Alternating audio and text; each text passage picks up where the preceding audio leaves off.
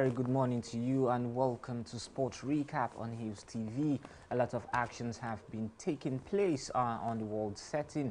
Of course, even in the local scene, a lot of things have happening where the Super Falcons lost to Morocco. But we'll be giving you all of that as the show progresses. I am Ainan Lubem. I am not alone right here. Of course, you're not alone. We are in this together. I am Daniel Obasi. Of course, beginning quickly from the local scene after the semi-final loss against Host Atlas Lionesses of Morocco, the Super Falcons have returned to Casablanca for the third place game against Zambia. Recall that the defending champions lost 5-4 on penalties shootout to Morocco in a keenly contested encounter that ended 1-1 in regulation and extra time in Rabat on Monday night. I think when you look at the fact that the Super Falcons lost that game, yes. A lot of emotions were actually laid bare in that game. But the good thing is the fact that they will be living with their heads high. And that's one thing I know. Randy Wardrop, they really live up to expectations for me. I felt Ifeoma Onumonu should have been left, taken off in that game and brought on a gift Monday in that game. But whichever it is, the Moroccans have actually put out a good fight against the Super Falcons. And now they are in the final against South Africa. But what I'm saying is the fact that we would be seen for the third time. For the very third time, we would be seeing a new country being the champion of the Women African Cup of Nations. We saw Nigeria winning it 9 times out of 11 and Equatorial Guinea winning it 2. So now we will see a new winner emerge once again. Of course, and moving away from that particular one, the Confederation of African Football, that is CAF, has thrown out the Zambian Football Association petition of demand to replay the WAFCON 2022 semi-final game between South Africa's Banyana Banyana and Shepolo Polo. Reports gathered on Tuesday evening was that the petition was thrown out in a hearing as CAF cited a technicality in the case and cannot be considered. A lot. I think it was really a big fair for them, looking at the fact of how they lost that game.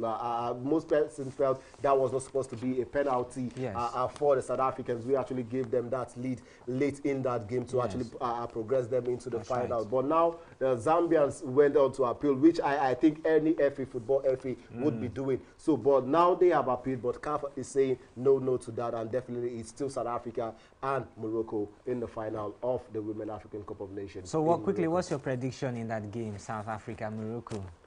You're actually putting me on the side corner there. But I think for me, I would want to go with the host. Even though South Africa have been exceptional all through the season, but I will still go with the host and probably a 2-1 in favor of Morocco. All right, let's move on to other matters where Leo Ostegard says the strongest striker he has faced in the Serie A is Super Eagles star Victor Osimhen.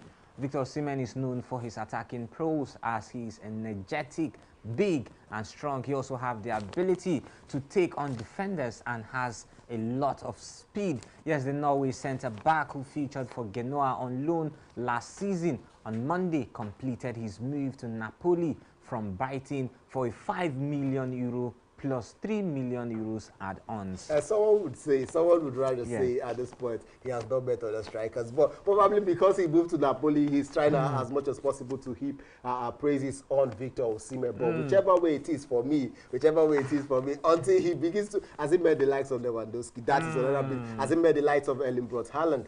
Now, these are the big questions. He has Will you say Brot Haaland is stronger than Victor Osimhen? I think you should know that for sure. For me, a lot of football fans would argue that, but I think at the moment you would want to place Erling Brot Haaland over a Victor Osimhen. At the moment, he has a lot to learn. Is it in terms of goals or in terms of what? Because they are almost in the same age range.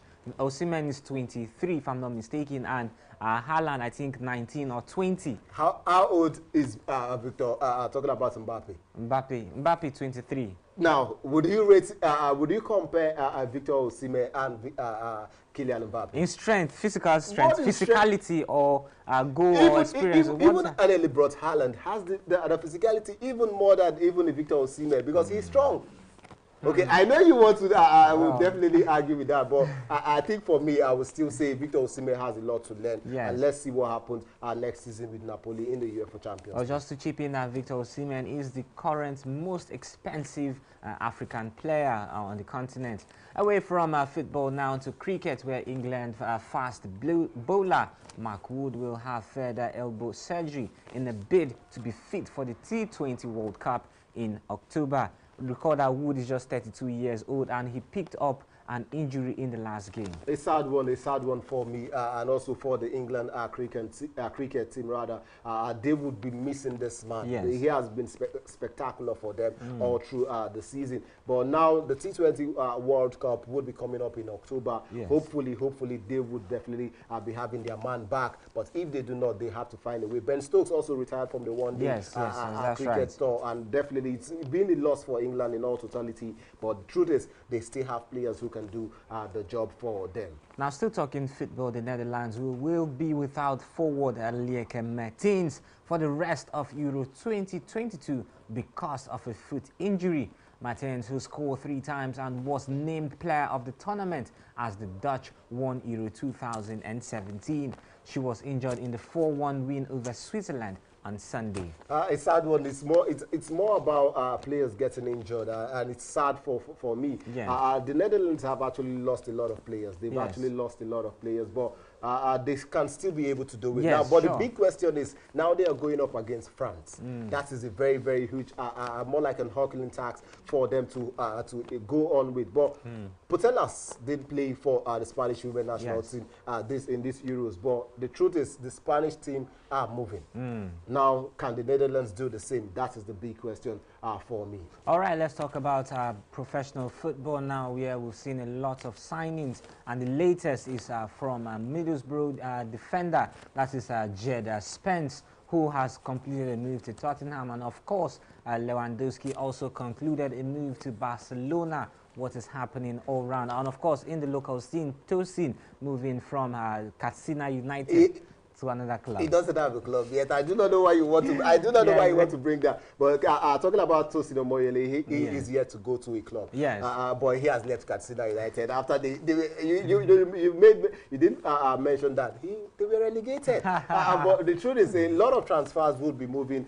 We also saw the Leeds also moving to Bayern Munich. A lot would be happening. The transfer market is really, really booming, and also not forgetting the fact that Lewandowski, who has been clamoring to leave Bayern Munich, has also left. Now he is at Barcelona. So a lot would happen, but the question is, how does the season begin to build up in the preseason? Because that is where the likes of Manchester United, the likes of even Arsenal are getting it right. Now, that is the big question. Now, for you, what would you say is the next move for each of these clubs, knowing fully well that they have been doing well in the preseason? Well, clubs like Manchester United have really been shining. They've been outstanding.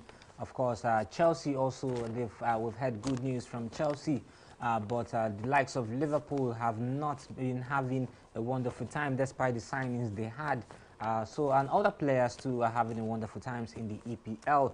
Of course, not forgetting that the English Premier League will be beginning on August 5, just barely 1 month away from now. We'll be seeing a kickoff to more mouth-watering matches. Okay, for you, what are we expecting in terms of the players that have left various clubs? And then for Chelsea, who are still trying to solidify their defense, what would you say would be the next season going forward? What would be the key factor for each of these clubs? Well, it's just every player wants to shine. Everyone wants to do wonders. The money they used to sign them is very some of those clubs, it costs them a fortune. Of course. And so they want to put in good use into what they've been paid. Look at the likes of Mohamed Salah, whose wages at Liverpool had to be increased after Mane left for Bayern Munich and all of that. So I think we are going to see the best of all these signings. We are going to see the best. Like the Manchester United coach, talking about Erik ten Hag, has also started on a very sound note. The big question is how long he'll be able to sustain what he has started. All right, how long would he be able to sustain what he has started across we would be looking forward to the next season, and that is what we have been seeing. The next season promises to be amazing, and also the next episode of Sports Recap also promises to be entertaining, right, even as you join us next time when we come back for this entertaining segment when it comes to talking sports and everything in between. Yes, it has been a wonderful time talking sports right here with you. I am Ainan Lubem, and thank you for watching. And I am Daniel Obasi.